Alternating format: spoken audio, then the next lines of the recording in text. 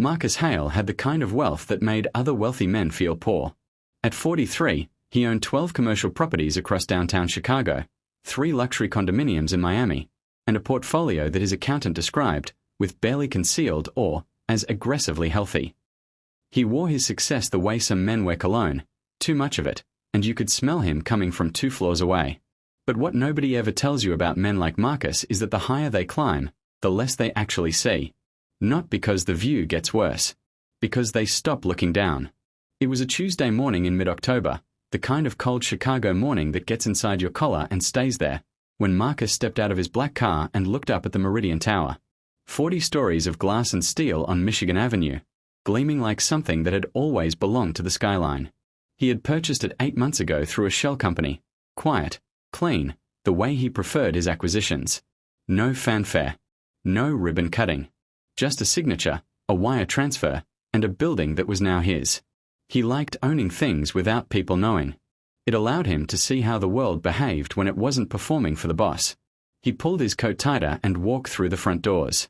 The lobby hit him the way good architecture always did, like a statement. Marble floors the color of cream and smoke. A vaulted ceiling that caught the morning light and scattered it into something almost warm. A reception desk that curved like a crescent moon at the far end. It was the kind of space that told people, before a single word was spoken, that they had arrived somewhere that mattered.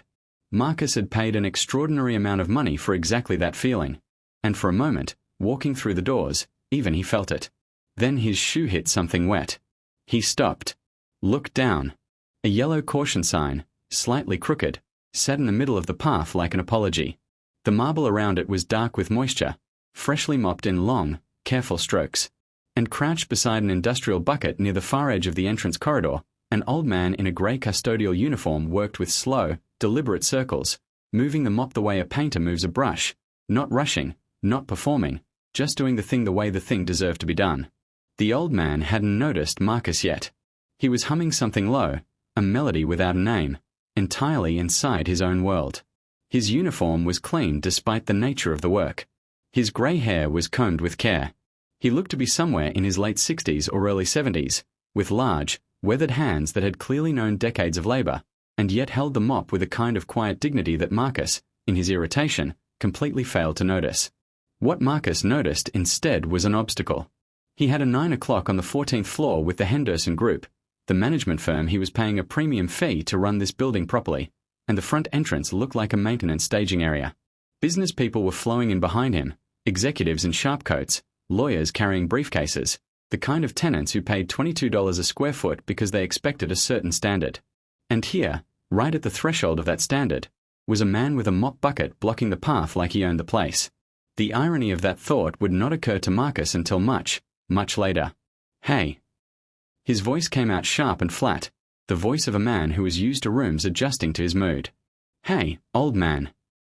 The custodian looked up. Slowly, without alarm. His eyes were dark brown and steady, the color of good soil after rain, and they settled on Marcus with a patience that was almost unsettling, like he had been looked at this way before, by men in expensive coats, and had long since decided how he felt about it. "You're mopping the main entrance during peak morning hours," Marcus said, spreading his hands as if the absurdity explained itself. "Do you have any idea how this looks? This is a premier building. People are walking in here for business meetings, not a school gymnasium. Who approved you to do this right now?" "I approved myself," the old man said.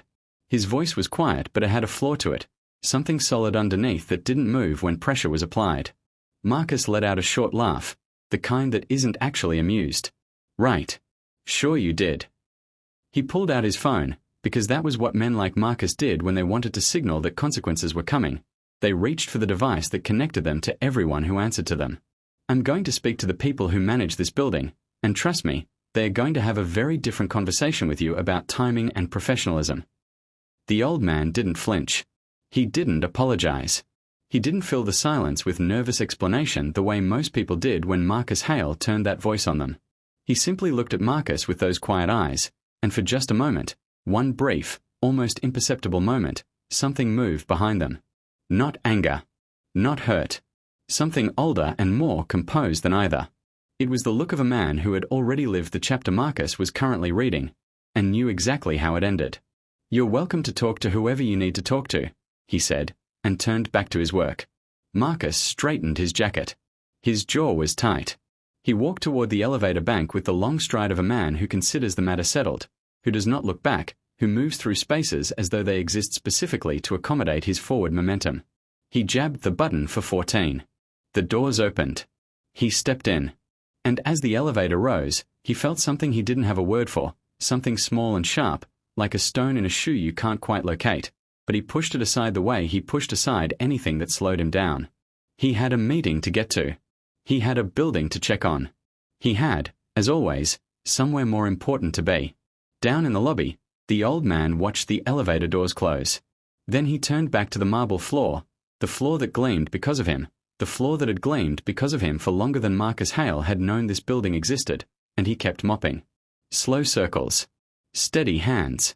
The same melody, low and private, barely above a breath. Nobody watching him would have known that anything had happened at all. But something had. Something quiet and irreversible, the way the first crack in a foundation is invisible until the day it isn't. Marcus Hale had walked into a room and treated a man like he was invisible, like the work he did was beneath acknowledgement, like grey hair and a mop handle was sufficient evidence that a person didn't deserve basic human courtesy. He had done what powerful people do so often they stop noticing they're doing it.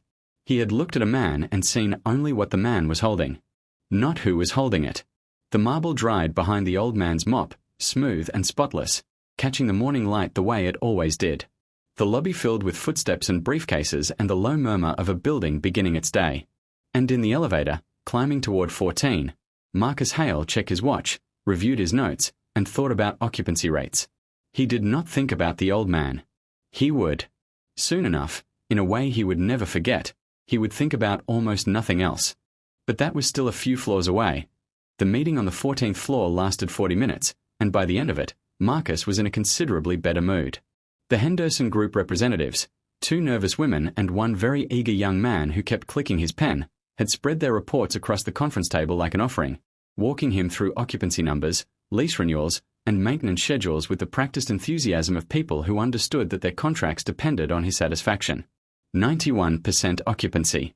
3 new corporate leases signed in the past month. A waiting list for 2 of the upper floors. Marcus had listened, nodded, asked the kind of sharp questions that made the pen clicking stop, and left the room feeling the particular satisfaction of a man who discovers that something he owns is worth more than he paid for it. He rode the elevator back down alone. The lobby was busier now, the morning rush in full motion, heels and loafers crossing that marble floor in every direction. Marcus moved through it with his coat over his arm, his phone already out, already moving on to the next thing, a call to his attorney, a property in Indianapolis that needed a decision by end of week, lunch with a city councilman who owed him a favor. His mind was already 3 buildings away from the Meridian Tower when he heard it. Mr. Hale. 2 words. Quiet, unhurried, spoken without urgency or apology. But something in the way they landed made him stop completely, the way you stop when you hear your name spoken by someone who knows exactly who you are. He turned. The old man in the grey uniform was standing near the reception desk, and beside him stood Sandra Cho, the building's on-site property manager, a precise and careful woman whose voice on the phone always suggested she knew more than she said. She looked different in person. Smaller, somehow, and in this particular moment, visibly uncomfortable in the way that people look when they have just been handed information that forces them to reorder everything they thought they understood about a situation. Marcus walked toward them slowly, something in his chest already shifting, already sensing, the way the body sometimes knows before the mind catches up. "Ms. Cho," he said, keeping his voice neutral. "I was going to call you this afternoon about the morning protocols in the—" "Mr. Hale." She stopped him gently but deliberately, the way you stop someone who is about to step on something they cannot see. "I'd like to introduce you to someone first." Marcus looked at the old man. The old man looked back at him. Those same dark brown eyes, calm as still water, giving nothing away and taking nothing back. He was holding his mop handle loosely at his side, and he stood with the kind of posture that doesn't come from arrogance but from something deeper, from a man who has spent so many decades being exactly who he is that the question of how to stand in a room stopped occurring to him a long time ago. "This is Joseph Whitmore," Sandra said, and she let the name settle for just a moment before she continued, because names sometimes need a moment of silence around them to be properly heard. Mr. Whitmore is the previous owner of the Meridian Tower. The lobby did not go quiet. The footsteps kept crossing the marble. The phones at the reception desk kept their soft, electronic hum. The morning kept moving exactly as mornings do, indifferent to the private earthquakes of the people inside them. But for Marcus Hale, standing in the center of that gleaming floor, every sound seemed to pull back like a tide, leaving him in a stillness that was entirely his own. He looked at Joseph Whitmore again. Really looked, maybe for the first time. The weathered hands. The clean uniform. The grey hair combed with quiet pride. The unhurried posture of a man who had never once, in all the years Marcus had been building his empire, needed to impress anyone in this building. Because this building had been his.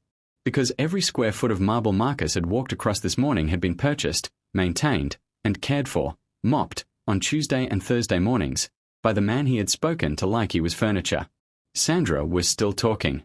Her voice reached him in pieces, the way voices do when your mind is somewhere else entirely. She was explaining the terms of the sale agreement, how Joseph Whitmore had negotiated, as a condition of transferring ownership, the right to remain on the property in any capacity he chose, for as long as he chose. That he had exercised that right 3 mornings a week, every week, for the past 8 months. That he came in, signed the visitor log under his own name, changed into his uniform in the facilities room, and cleaned the lobby floor his father had helped lay, marble tile by marble tile, decades before Marcus Hale had ever heard of Michigan Avenue. Marcus heard all of it. And underneath all of it, quiet and relentless as a current, he heard the echo of his own voice from 40 minutes ago. Hey, old man. Do you have any idea how unprofessional this looks? I'm going to have a very different conversation with the people who run this building about you. He had said those words to a man who, by every meaningful measure, had built the room they were standing in. Mr. Whitmore, Marcus said, and his voice came out different this time, slower, stripped of its usual forward momentum, the edges worn down by something he hadn't felt in years and wasn't entirely prepared to name. I owe you an apology. He said it plainly, without the cushioning qualifications that people with power usually wrap around their regrets. No, if I offended you or I may have come across as. Just the simple, undecorated truth of it, standing in the open where both of them could see it clearly. Joseph Whitmore was quiet for a moment. He looked at Marcus the way a man looks at something he has seen before in a different form, recognizing it, measuring it, deciding what it was worth. Then, slowly, one corner of his mouth moved. Not a full smile. Something earlier than a smile. The place a smile begins before it decides whether to complete itself. My father came to this city with $40 and a brother who spoke better English than he did, Joseph said, his voice low and unhurried, carrying the particular weight of a story that has been lived rather than told. He got work wherever work was offered. Swept floors, cleaned windows, hauled materials. People spoke to him the way you spoke to me this morning. He paused, and in the pause there was no accusation, only memory. He used to say, it's not the work that makes a man small. It's the people who need to believe that it does.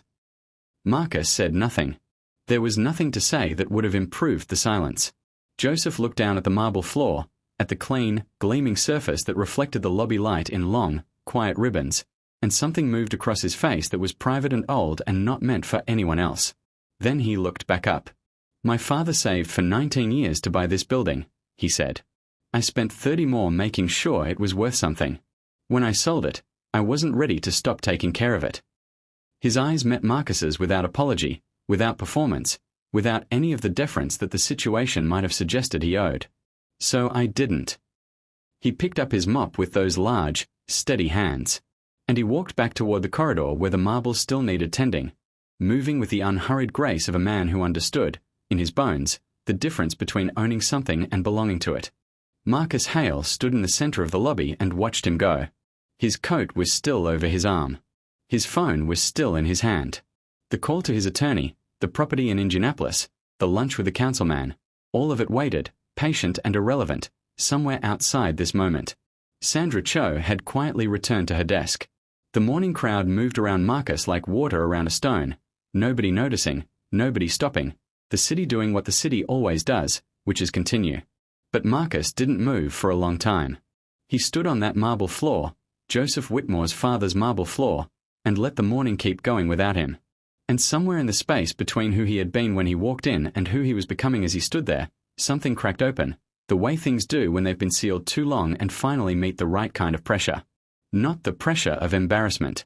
Not even the pressure of shame, exactly. The pressure of recognition.